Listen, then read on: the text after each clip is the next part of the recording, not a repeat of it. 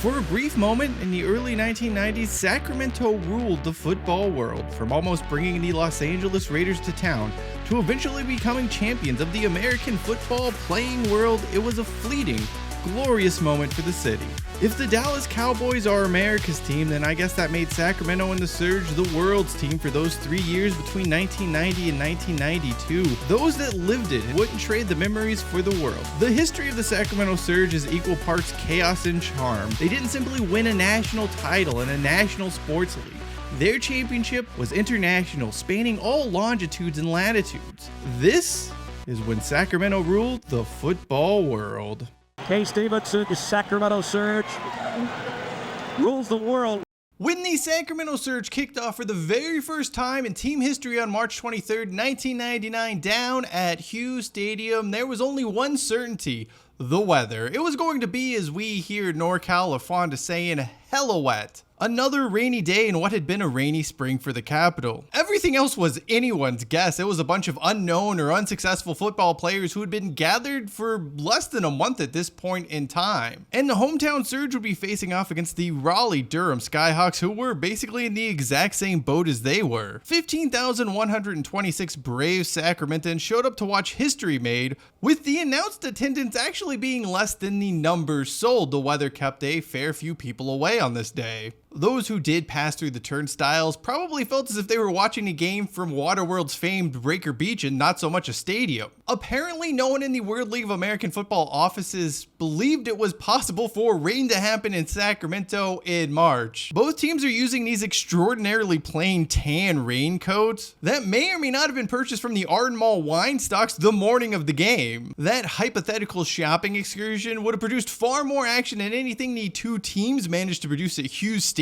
The Skyhawks kicked a field goal to go up 3-0. The Surge do nothing of note during the first 3 quarters. Their signal caller, Ben Bennett, put together a fairly underwhelming stat line of 6 for 17 with 43 yards. Head coach K. Stevenson does make a switch as the fourth quarter begins, swapping out Bennett for Kansas City Chiefs loanee Mike Elkins. He leads the team on a scoring drive. Sacramento misses the extra point, but they would kick a field goal later on in the contest, and that's your final score. The Sacramento Surge win their very first game by a rousing total of 9-3. 93 Rock, this was not. Fans were happy, but the win was but ugly. It also created a controversy under center for the Surge as to who would start their next game. It would be a short-lived controversy, mind you. Stevenson would give the nod to Elkins, who had gone 7 of 10 in relief of Bennett. Also for reasons, famed defensive back and Raider Lester Hayes, whose only connection to the Sacramento Surge was playing under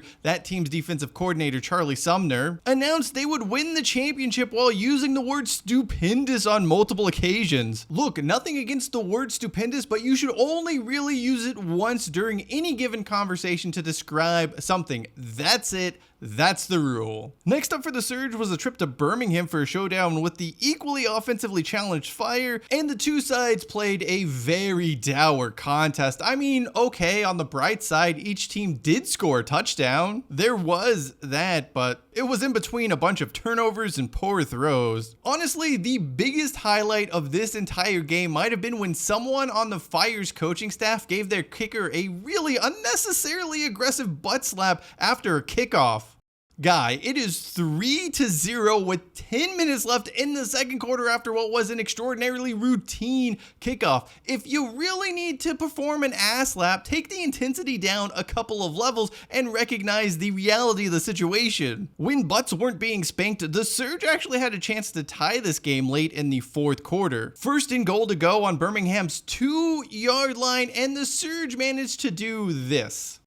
Drop pass, comical underthrow, drop again, open wide receiver slips in the end zone. With the team sitting at 1-1, the Surge would once again go on the road the following week for a contest in San Antonio against the Raiders. However, a tragedy back at home would really overshadow this game and linger over the city for a few weeks. On April 4th, 1999, the Good Guys hostage crisis, in which 40 people were held in gunpoint, 3 were killed, and 11 more wounded, rattled the city. A 10 a.m. local kickoff for a game and a start at football league that was still trying to find its footing was the least of anyone's concerns at this point in time. It was probably for the best no one was focused on the Surge because they turned the ball over 3 times in a loss to the Riders, who were starting their 3rd different quarterback in 3 games. And this 3rd passer, by the way, had only been practicing with the Riders for a few days in the build-up to this contest. Elkins was benched and Bennett was given another chance to lead the team to a comeback victory. The latter would guide the team to a grand total of 0 total yards. There is no comeback. Surge lose. Offensively, Sacramento is awful. They've scored 22 points in 3 games. With the side's second home game coming up, Stephenson refuses to name a starting quarterback early on in the week, but the situation quickly resolves itself. Ben Bennett was cut by the team and Elkins anointed the starter by default. The team prepares to welcome the Frankfurt Galaxy in what is being billed as the first international professional football game ever played in Sacramento, whatever that is supposed to mean. The team went all out to make their German guests feel right at home. At least if that feeling involves nothing but a bunch of German stereotypes. The Galaxy, for their part, have a few notable names. Their head coach is one Jack Elway, dad of John, and a former Stanford and San Jose State head coach in his own right. It was another pretty horrible game to watch, but if you're gonna be ugly, at least win ugly, and the Surge managed to do that against their German visitors. In fact, this would be the first time an American WLAF franchise beat one of their European counterparts. The 16-10 scoreline in favor in Sacramento, though, doesn't really tell the entire story of this game. The Surge were outgained by the Galaxy, 332 to 214. Only one of the touchdowns Sacramento scores is an offensive one. Elkins goes 11 for 25 on the day. But hey, the Surge are back to 500, 2-2. Not only that, but they sit atop the North American West Division standings of the WLAF. They have a bye week, and then after that bye week is a Monday night primetime matchup against the 1-3 New York, New Jersey Knights in the Meadowlands. There is good news and there is bad news. The good news is that the Surge managed to score more than 1 offensive touchdown in a game. Huzzah. The bad, they lost to a Mouse Davis coach Knights side 28-20. Sacramento sits at 2-3 at the midway point of the 10-game season. They do get their next 2 fixtures at home though, facing off against the Barcelona Dragons and Montreal Machine. The side also added a reinforcement at the quarterback position as the WLAF once again organized another draft, giving every team in the league an extra passer. Speaking of signal callers, Barcelona would be starting famed Notre Dame quarterback Tony Rice after their starter, Scott Ernie, was injured. This would be Rice's first start since the 1990 Orange Bowl, and he was kind of a big name. Obviously not a great thrower of the ball, but his running exploits were famous. And it was one of the few big quote-unquote names the WLAF had. Man, this was one weird-ass game though. I mean, just look at this final score. Barcelona 29, Sacramento 20 in overtime?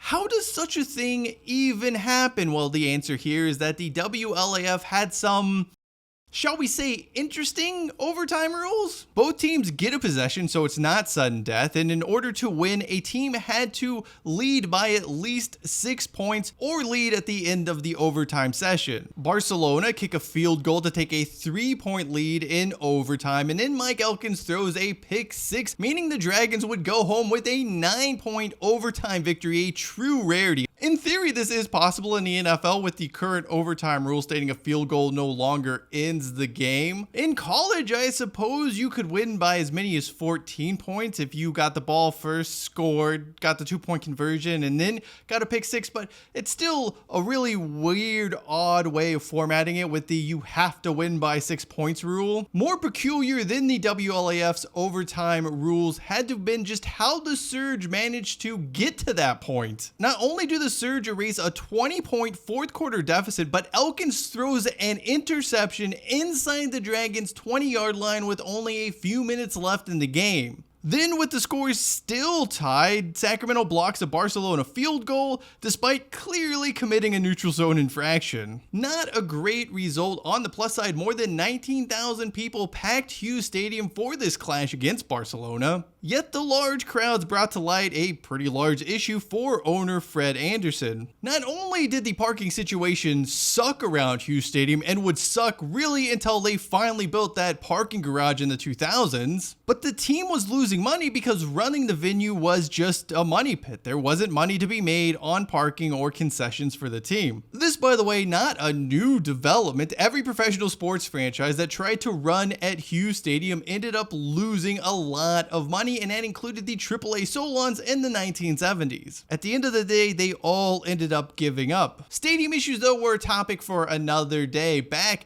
in the WLAF, the Surge had a home date with the Montreal Machine, but now had to deal with a sputtering defense. Looking to shake things up, kicker Kendall Traynor was cut and replaced by John Nyes, who had a punt block and missed a 26-yard field goal against Montreal. As bad as that was, there's a much weirder sequence to happen during the Surge Machine clash that I have to bring up because I've never quite seen anything just like this. Elkins throws one of the worst interceptions you've ever seen, and then the defensive tackle who catches the pick proceeds to ole the quarterback on his way to scoring a touchdown. But the touchdown wouldn't count. There was a defensive penalty, so it's wiped off the board. Then, same drive, a few plays later after the pick that wasn't, Elkins pulls off this magician routine where he somehow inexplicably avoids a sack. After all that impressive scrambling, he then heaves a magnificent touchdown pass to a wide open receiver, only for it to be called back for offensive holding. As for the result, the Surge fall again in overtime. They're now 2-5. Something is just not clicking with this team. Sacramento isn't getting blown out, but they just cannot stop with the self-inflicted wounds at exactly the wrong time. A costly turnover, a missed kick, a blown coverage, something happens that is preventing the team from winning. Every loss the Surge had up until this point in the 1991 season was by a single score. Somehow, though, despite the less than impressive 2-5 record, there are still stakes for Sacramento to be playing for. They're only a game back in the North American West Division standings, and a trip to Orlando to take on the Thunder, losers of 5 straight themselves, provided a chance to not only get back in the winning column, but keep those playoff hopes alive. Instead, Sacramento produces its worst performance of the season. Mike Elkins was throwing to defensive tackles again. Punts were blocked. The defense is a shambles. It is a horrible performance all the way around. But get this, somehow the Surge still alive for a playoff spot because the North American West Division is just junk. No one is winning games. Sacramento still a game out from the division crown, and with it, an opportunity to play in the postseason. All they needed to do to keep those dreams alive was win their final home game of the year against the London Monarchs, the undefeated London Monarchs. The Surge marketing department used the tagline, "Kick the crown off the Monarchs." I mean, given their own team's kicking woes throughout the entire year, maybe that wasn't the best way to get people to come to the game. Interestingly, the same week London's American football team visited Sacramento, the Queen herself was in Baltimore to take in an Orioles-A's clash. Imagine the Queen of England not only in Sacramento, California of all places, but Hughes Stadium to watch an English team play an American football game. The thing is, she couldn't have attended even if she wanted to go. The final home game for the Surge was sold out, the first sellout in WLAF history. The Queen may not have been in the crowd, but Surge owner Fred Anderson invited Al freaking Davis to come watch this game in person. This is the equivalent of Michael Scott hiring Ryan as a temp again after he'd been fired for fraud while at corporate. Give me Ryan Howard. Give him to me. I want him.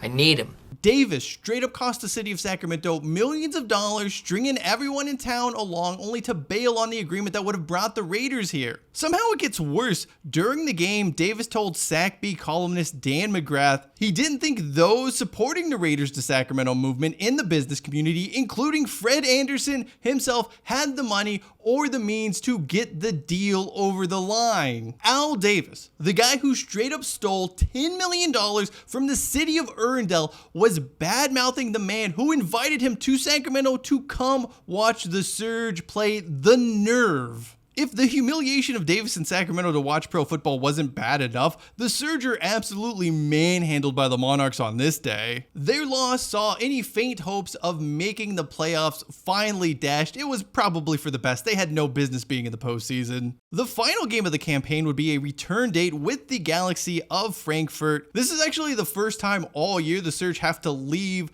North America, and the tale of the tape here is you have two sides going in exact opposite directions. Sacramento hadn't won since their victory over the Galaxy. Frankfurt, on the other hand, hadn't lost since that matchup. The German side also desperately needed to win to keep their playoff hopes alive. They were at 7-2 and tied with Barcelona, who were playing in London that same weekend. If Frankfurt wins, they are in the driver's seat to reach the playoffs. Walt Gray doing his best to promote the halftime show over there in Germany, but I'm not quite sure even he believes what he's saying about whoever this band happens to be. This is a new group called Gax. They have an album out. In a weird, confusing season, this would be the weirdest, most confusing result of all. The Surge go into halftime with the scores level at 7 and then proceed to play their best football of the entire year, going back to the capital of California, winners 24-13. Believe it or not, this was actually the first time an American team had won a game in Europe all year. It also eliminated Frankfurt from playoff contention. Record-wise, 3-7, not great. Honestly though, the Surge's season was a success by most other metrics. Attendance was strong despite bad weather, worse players, a lot of bonehead mistakes, and few wins for the home side. Sacramento was responsible for a bunch of league firsts. There was cause for optimism, and more importantly, everyone was going to run it back for year 2. The NFL confirmed its support for the WLAF for a second go-around, and Kay Stevenson, the head coach, was brought back as well. It looked like the rest of the coaches would return alongside of Stevenson, then something weird happens. Out of the blue, 2 months after the season ends, it is announced the man Lester Hayes called stupendous defensive coordinator Charlie Sumner would not be back with the Surge in '92. Yet no one can actually figure out if he was fired or if he resigned. That would not be the only weird thing to happen during the Surge's offseason. Remember that Arco Stadium that was one day going to host the Surge? Maybe even an NFL franchise if things broke right? Well, it has ground to a complete halt due to a lack of funds and rocky relationships. One of the Sacramento Sports Association co-owners, the body that owned the Kings, Arco Arena, and what was going to be Arco Park, Greg Lukenbill, was secretly recorded in a phone conversation with the other majority partner saying the following about Fred Anderson, who at this time was trying to invest in the SSA. The stadium wouldn't get built if I being Greg Lukenbill, was bought out because Fred doesn't know his asshole from a hole in the ground when it comes to building a stadium. Anderson doesn't know much about football either. He's not wrong about Anderson, the guy who wanted to name the Surge the 49ers only to find out that name was taken. Let me present to you Exhibit A.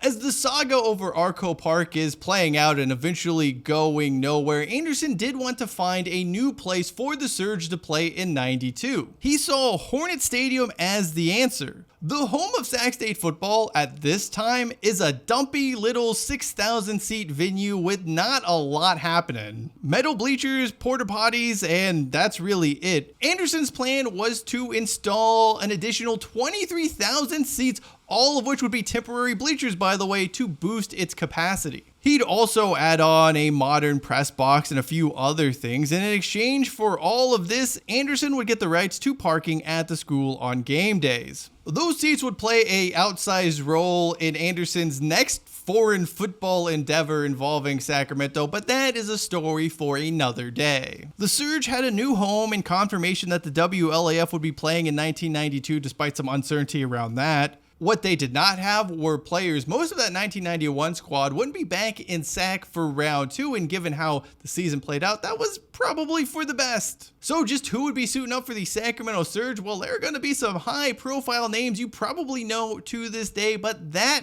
is a story for the next installment in this look at the history of the Sacramento Surge and when Sacramento ruled the football world.